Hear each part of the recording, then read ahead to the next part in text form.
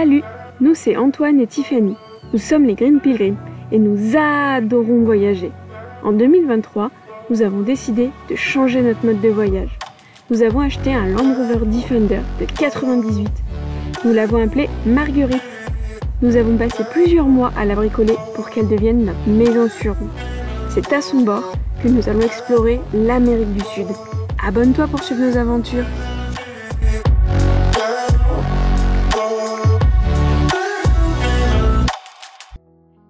Bon, on sort du supermarché, là on est arrivé à El Calafate. Fait une petite razzia, on a fait un petit peu de stock. Non, finalement il n'y a pas tant que ça. On a acheté des produits de base parce que d'ici 2-3 jours on va passer la frontière avec le Chili. Donc on peut rien prendre de frais. Et on sait que Ushuaia, ça risque d'être un peu plus cher. Donc là on a trouvé Diarco. C'est un grossiste un petit peu parce que ça fait vraiment des... Ils vendent en grosse quantité. Alors nous on n'a pas la place donc nous on prenait les petites quantités. Mais il y avait possibilité de prendre des grosses quantités pour payer un petit peu moins cher. Mais ça reste quand même le supermarché le moins cher de tout ce qu'on ait vu. Et pour le coup, c'est quand même plutôt pas mal. Là on en a eu pour 32 000. Donc ça fait... 25 €. 25-26 €. Donc ça. C'est parti. Par contre, il y a vachement de vent. On va acheter des fruits là, non? Oui, on va aller acheter des fruits. Bon, on vient de voir un panneau qui disait « Attention, pas plus de 24 tonnes sur ce pont qui est fait de bois. » Pour le coup, il a quand même l'air solide. Si Marguerite faisait 23 tonnes, je l'aurais quand même pas tenté. Même s'il y a le panneau, parce que regardez ça, c'est des planches. Je filmais le petit ruisseau. Il y a toute l'armature en métal, mais dessus c'est juste des planches. Ouais, mais regarde, ça se fait bien. Ah. Je crois que plus tu descends, plus les ponts ils sont abîmés. Ouais. Ouais, je trouve que ça fait aventure. Exactement. Bon, plus on avance, plus les ponts ils sont limités de manière un peu plus drastique. Là, c'est 8 tonnes. Donc, normalement, Marguerite passe haut la main. Moi, je voulais passer dans la rivière. Et Antoine, il voulait passer en bas, mais il y a de la boue et un peu la flemme quand même sur son bourbe. Ouais, lui, comme il est beaucoup plus un peu. Il fait plus de bruit, lui. Les bruits n'inspirent pas confiance, sachant que c'était quand même de la ferraille et du bois. Hein. Nous, on fait que 3 tonnes. Oui, on voit pas. Mais face à nous, il y a une chaîne de montagnes qui est majestueuse. Mais on voit juste le pare-brise dégoûtant. Encore désolé. Bon, ça y est, on s'est posé. On est dans le camping libre qui est à côté du Perito Moreno. Regardez, on voit l'eau, on voit les montagnes. Je sais pas si vous allez bien voir avec le soleil. Non, on le voit pas. Si je me décale un petit peu, je deviens trop petite. Mais du coup, je zoome. Si, on les voit là. Ces belles montagnes enneigées là, oh, elles sont incroyables. Bon, allez, je vais aller aider Antoine parce que il faut qu'on passe tout ce qui est devant, tout ce qui est derrière, devant. J'arrive. Ça, c'est une sacrée organisation tous les soirs. On s'est dit après Torres del Paine, on va se remettre à chercher le bidon qui doit aller sur le toit pour de l'eau. Ça nous éviterait d'avoir du coup toutes ces bouteilles. C'est cool ça. C'est mon caillou qui vient du canyon d'Alocre. Ah non, et voilà, ils viennent découvrir mon endroit caillou. Il y a plein de cailloux, je me suis fait, elle prend un caillou par endroit en visite. Des fois, je me vois des montagnes de cailloux, je me dis, voilà.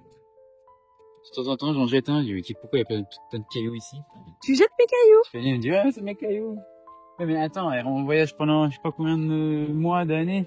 Et toi, tu prends un caillou par jour. Non, pas des... Non, que dans des endroits où ils sont vraiment bons. Non, mais tu peux en prendre quelques-uns. Ça fait bazar. On ferme plus le placard qui est ici parce que il a pris l'humidité, il s'est un peu élargi et du coup, quand on ferme la porte, ça empêche un petit peu la fermeture. Du coup, on voit le casier à chaussures. Ou bien sûr, on a rajouté des choses, hein, parce que peu de place qu'on a, on l'utilise. Allez, Starling devant.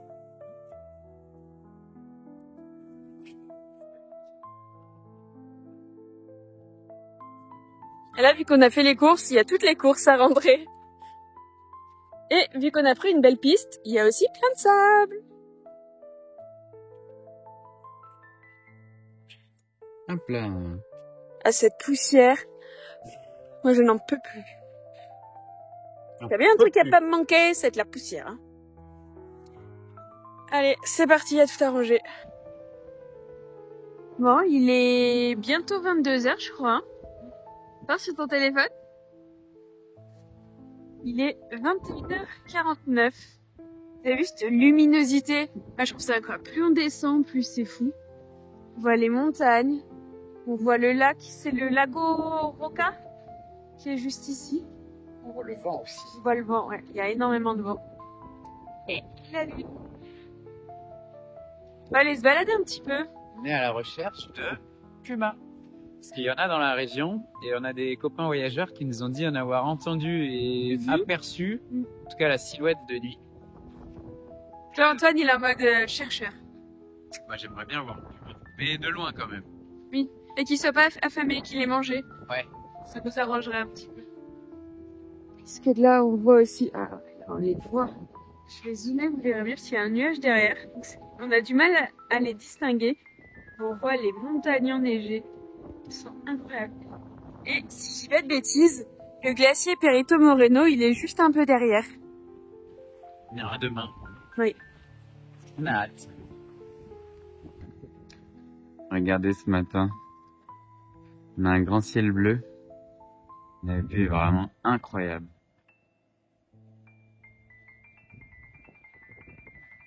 Surtout que dès qu'on a ouvert la porte, on a vu un petit renard passer. Vraiment, le cadre est magique. Cet après-midi, on va voir le glacier Perito Moreno. Ça va être une chouette journée. Bon, ça ne rigole plus. Anton a ouvert les 2 PC pour essayer de récupérer mon disque dur et pour le brancher sur le sien. J'espère que je fais pas de bêtises. J'espère aussi. Parce qu'on a les 2 PC, on n'a plus qu'un, qu'on n'en est pas 0. Là, t'es en train de refixer le mien? Ça, c'est le mien. Ah. Et en fait, j'ai pris ici, là, la mémoire, donc la barrette de disque dur SSD. Et là, je la remets sur le mien. En fait, j'avais dû enlever la batterie avant. Sur le mien, c'est un peu plus relou. En fait, elle a plein de vis tout autour. Elle est super longue, la tienne. Ouais. Et pourtant, elle est moins puissante que la tienne. Ah ouais? Ouais, regarde, 68 Wh, moi 56.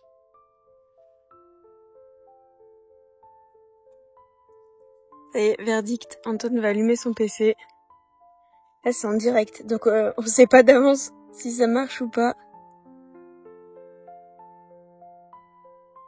Il s'allume pas? Non. Pourquoi? Si. Elle est morte. Oh putain. Il fait comme le tien.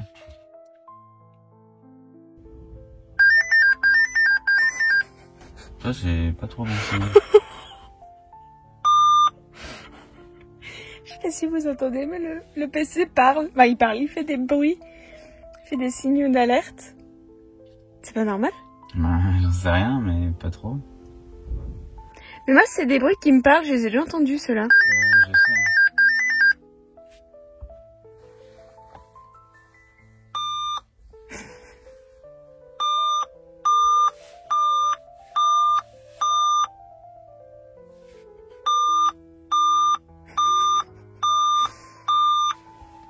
Pour ceux qui me connaissent pas, j'ai jamais beaucoup de chance avec l'informatique. Souvent, je sais pas comment dire.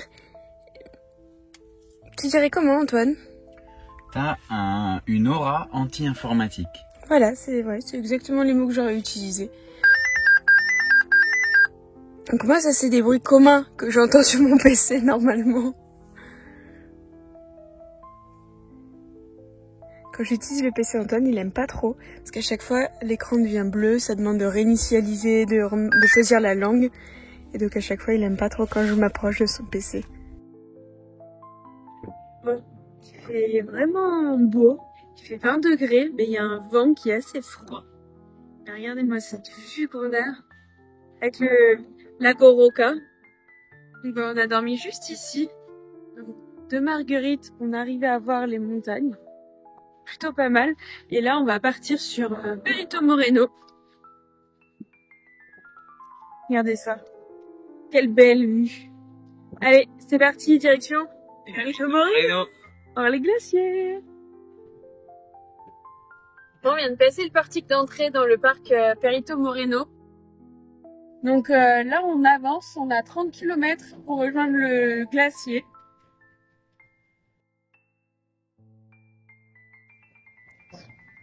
On voit sur la gauche de l'eau, je crois que c'est le lago Roca, si je dis pas de bêtises, et on voit des gros icebergs qui flottent et qui se déplacent. C'est assez impressionnant. Donc l'eau doit être vraiment gelée. Dehors, il y a un vent qui a l'air glacial. Donc on va bien s'équiper pour aller regarder pendant des heures, je pense, tomber la glace. Là, j'ai trop hâte. Moi aussi. Regardez ça comme c'est magique.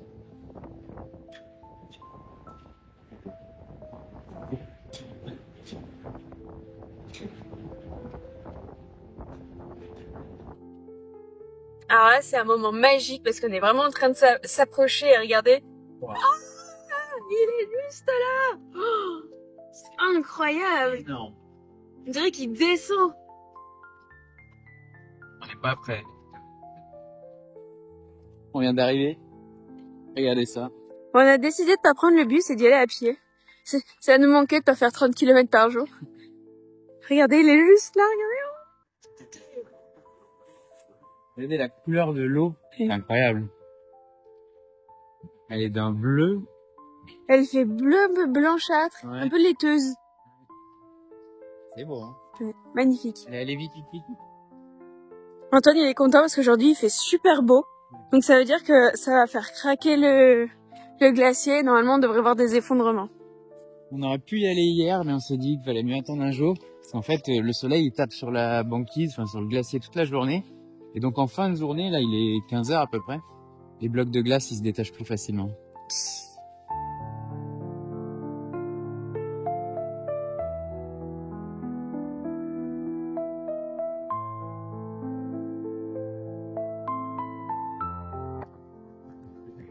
On vient d'arriver sur un autre point de vue. Donc là, ce qu'on voit sur la pancarte, c'est qu'ici, là, la hauteur de la glace, c'est 70 mètres. Tout à l'heure, on était un peu plus proche. Ici, c'était plutôt 50. C'est assez impressionnant.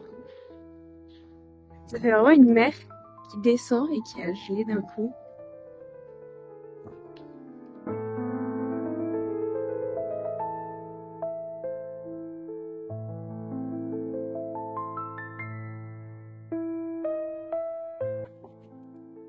On avance sur les passerelles, c'est toujours aussi ouf comme endroit.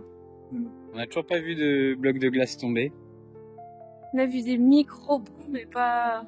On entend des craquements suivis de gros ploufs, donc on imagine que de l'autre côté ou quelque part il y a un qui est tombé. On n'a pas encore vu. Je pense qu'il se sépare un peu aussi au milieu, que ça craque de partout, mais sans forcément tomber. C'est possible. C'est assez fou comme lieu. Moi, il y a énormément de vent et du vent glacial à des moments. Donc, je sais pas si vous entendrez le grondement. Je suis pas sûre. Parti?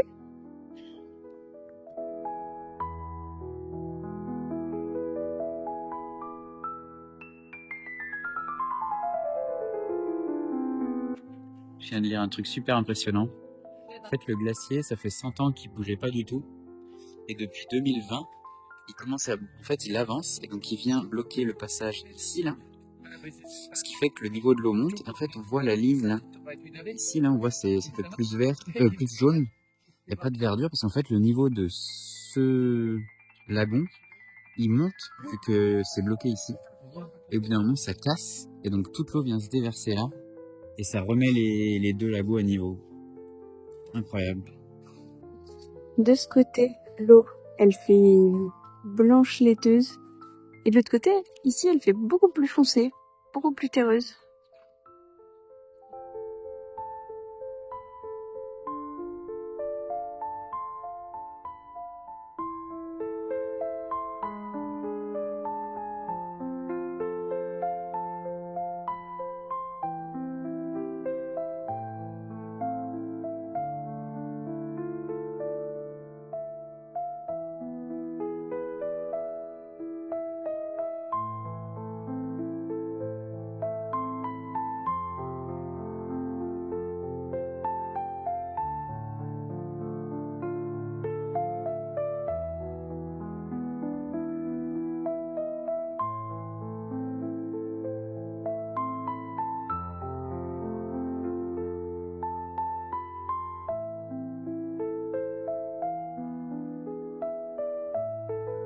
On s'est dit qu'en fait, ça fait 1 heure qu'on guette en permanence tous les endroits.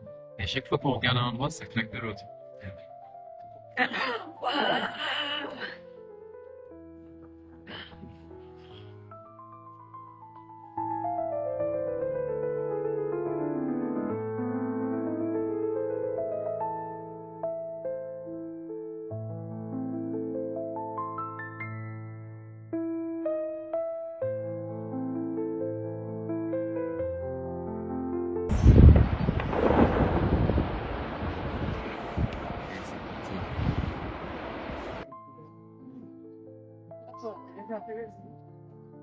Ok, c'est hypnotisant parce que ça va faire au moins 2 heures qu'on est là à observer. Moi, je veux que lui, là, il trouve. Mais il a pas l'air d'être décidé.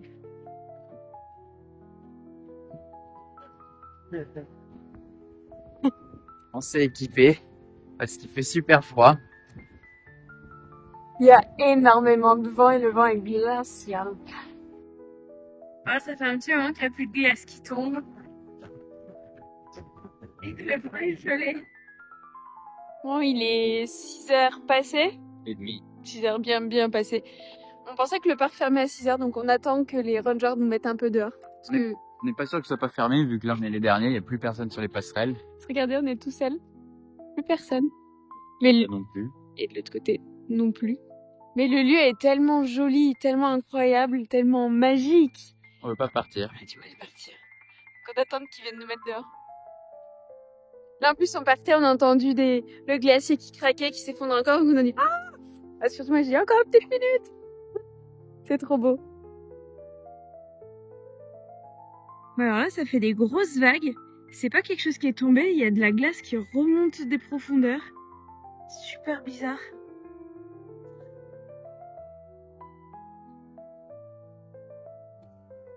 Bon, journée classique en Argentine. On vient de changer un peu d'argent. En billets de 1000. Oh, billet de 1000. Ouais, elle a que ça. Et en fait, dès que tu changes là, on a changé 200 €. Donc tu te retrouves avec une liasse comme ça en billets de 1000. T'as 220 000. Là, on a changé à 1100. Voilà. Maintenant, faut trouver où ranger ça. Bon, il y a tout un groupe de guanacos juste comme ça au bord de la route. Ils hésitent à traverser. Non, c'est bon, ils repartent. Ça me fait toujours flipper parce que même eux, ils savent pas s'ils vont traverser en courant ou pas parce qu'ils paniquent. Donc, C'est possible qu'au dernier moment, ils traversent. Quitte les montagnes, on les voit là-bas au fond. Là, on quitte, on retraverse. Du coup, l'Argentine, on va d'ouest en est. ouais. On va sur Rio Galego avant de passer la frontière pour aller au Chili. Faire un petit crochet à Punta Arenas pour passer l'équipe un ordi pour moi. Et après, on trace sur Ushuaia. Je pense que d'ici 2-3 jours, on est à Ushuaia. Donc voilà, trop content. Bon, ça y est, on a retraversé du coup l'Argentine. Là, on est à Rio Galego. Donc on est encore au bord de l'océan. Il fait venteux, il fait assez froid. Pas très lumineux. Après, pour le coup, il est bientôt 20h, je crois. On a un peu tardé à l'intérieur. Antoine avec sa petite mallette. Tu es au boulot. C'est le réchauffe pour faire à manger. On va préparer quelque chose parce que c'est vrai qu'on a un petit peu tardé. On a en face, alors je sais pas si vous allez les voir, enfin je zoome au-dessus de ma tête. Non, je peux pas de ce côté. Il y a des chevaux sauvages qui se sont mis juste en face de nous. Donc c'est plutôt pas mal. Regardez. On voit les chevaux sauvages en face. Je sais pas si vous allez voir, mais là regardez, hop, un petit lièvre qui est venu nous faire coucou. À la vitre arrière, bien sûr, elle est dégueulasse comme toutes nos vitres, mais il s'est arrêté, il nous a regardé. Il doit sentir notre présence, mais il sait pas où on est. Hop, il détale. Ça va vite, hein? Ouais. Hop là, il y a son copain qui le suit. Il fait des pauses là à chaque fois. Hop là, regardez-le. Prend ses jambes à son cou.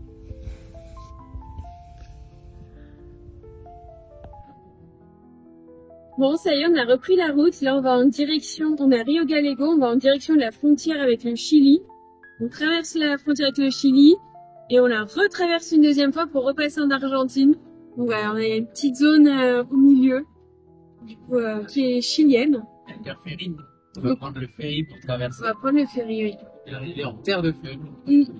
Et ce soir, on dort à Rio Grande. Ça, c'est trop cool.